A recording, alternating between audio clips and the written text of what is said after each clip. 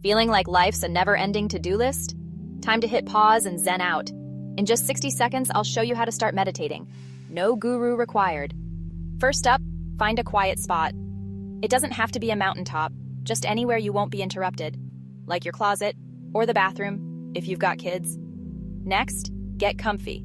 Sit down, lie down, heck, you can even stand, just don't fall asleep. The goal is to be relaxed, not to start snoring. Now, focus on your breathing. Breathe in, breathe out, like you're smelling fresh cookies, and blowing out birthday candles.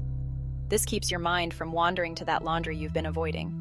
Random thoughts popping up? No worries. Just let them float away like balloons at a kid's party.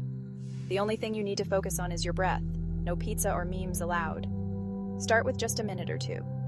You don't need to meditate for hours, unless you're hiding from your responsibilities.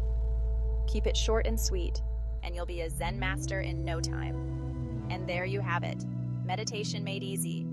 Feeling a little more chill? Hit that follow button for more tips, and let's keep the good vibes rolling.